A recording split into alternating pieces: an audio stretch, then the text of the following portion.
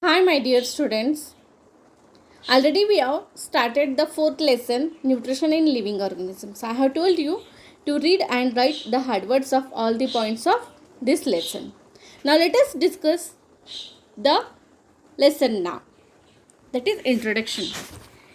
In the chapter, we are going to learn the nutrition of different plants and also the modes of animals also. Today we are going to learn only the nutrition in plants. Now let us start. First of all, when we need nutrition means we need a nutrients. The components of a food like carbohydrates, fats, protein, vitamins and minerals are called nutrients. The nutrients help in living organisms to build their bodies, to grow, to repair the damaged parts of their body, to provide energy, to carry out a life processes. Or why do we need? Already I have told you that. Then we get several types of nutrients from the food stuff. The nutrients can be classified into two types, namely a macronutrients and a micronutrients. Macro means bigger, micro means small. Name itself has its meaning. The nutrients like carbohydrates, proteins and fats are required in large quantity. Therefore these are called as a micronutrients. We need these nutrients as a larger amount. We eat daily like a roti, chapati, rice. These we take a large quantity. The minerals and vitamins are required in a very small quantity. They are called micro, means in a smaller quantity. Those are called micronutrients. Now let us discuss the different modes of nutrition. First one is autotrophic nutrition and heterotrophic nutrition. The autotrophic nutrition means some organisms can produce their own food and thus they nourish themselves. This is called as a autotrophic nutrition. In heterotrophic nutrition, some organisms depend on other organisms or plants or animals for their food. Those type of mode of nutrition is called heterotrophic nutrition. Now let us discuss the autotrophic nutrition in a plants. Nutrition in which the organisms can prepare their own food. The organisms which can prepare their own food are called autotrophs. Auto means self-dependent. They are produce their food own. That is, the plants make their own food by the process of photosynthesis. Photo here means light. Synthesis means assimilation, we can say.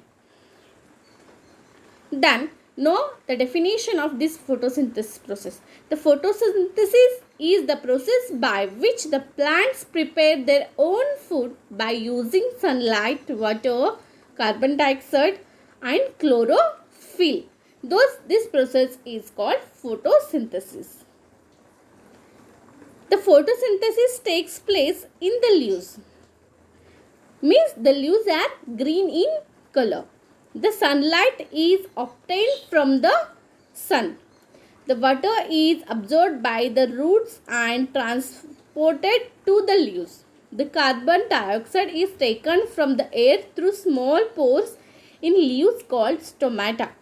The chlorophyll are green pigments present in the leaves. Because of these green pigments, the photosynthesis process is taken place. The chlorophyll, how this process is taken place? The chlorophyll uses the energy from the sunlight to prepare food. By using water and carbon dioxide, the food prepared is carbohydrate, which is then converted into starch.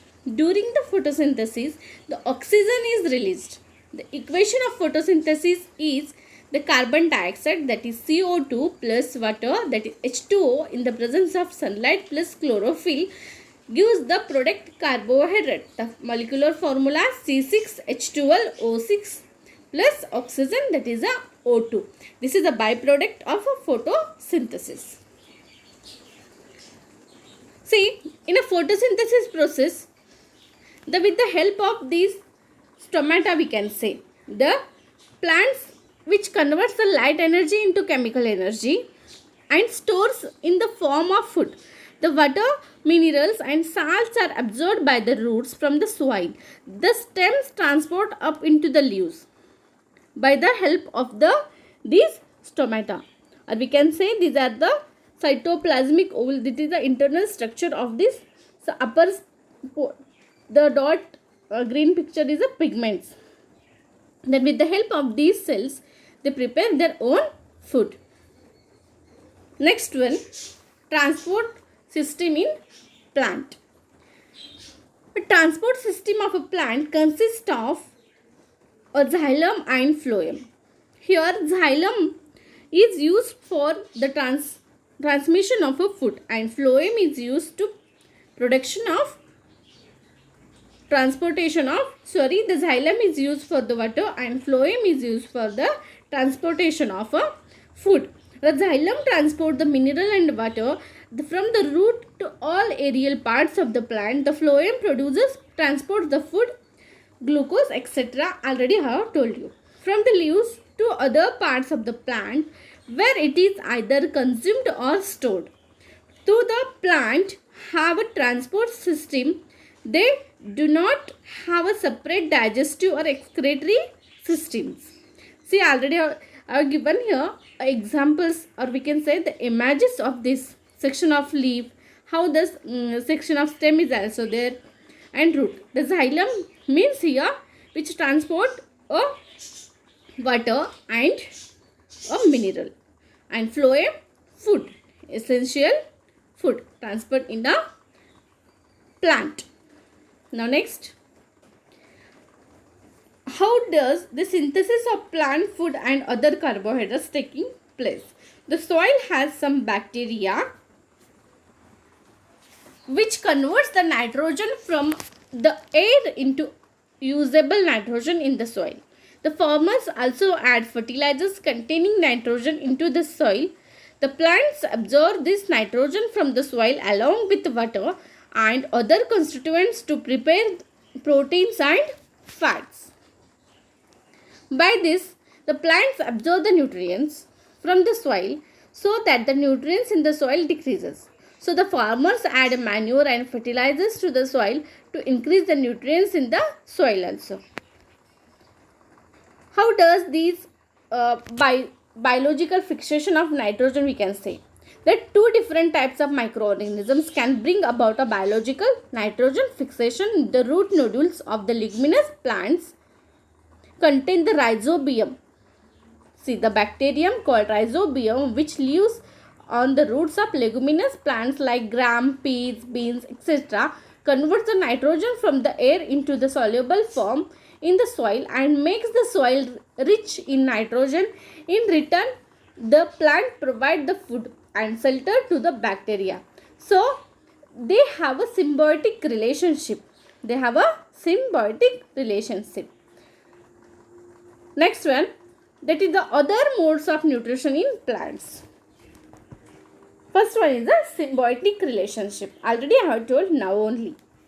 The microorganism azotobacteria are present in the soil. They are also transport the atmospheric nitrogen into the nitrates. Now let us learn about a symbiotic relationship. In some cases, the two or more than two different types of plants live together and to fulfill their needs of nutrition, crop protection, support, etc. with each other. This helps the type of nutrition is called as a symbiotic nutrition. Or in another words, we can say the some plants live together and share shelter and nutrients. The lichens and algae and the fungus live together. The fungus provides shelter, water and minerals to the alga, and the alga provides food to the fungus which it prepares by the photosynthesis. These are the which type of nutrition? Symbiotic type of nutrition. Next one, heterotrophic plants. The heterotrophic plants do not contain a chlorophyll, are heterotrophic. They grow on or in the other plants body for plant body for obtaining food. They are insectivorous and saprophytic, or we can say parasitic. The Laranthus, Casquita, etc. are parasitic plants thriving on the host plants. Next one, insectivorous plants. The plants which feed on insect, example the pitcher plant, Venus flytrap, etc. The leaf of the pitcher plant is modified into a pitcher. The end of this pitcher has a lid which can open and close. When an insect enters the pitcher, the lid closes. The insect in the is then digested by the digestive juice inside the pitcher. Saprotropes. The plants which do not have a chlorophyll and cannot prepare their own food. They get their food from dead and decaying organic matter. Example, the mushroom, bread mold, etc. They produce digestive juice on the dead and decaying organic matter and convert it into the solution and then absorb the nutrients from the solution. Thank you, student. Today we have discussed about the nutrition in plants. Take care. Have a nice day.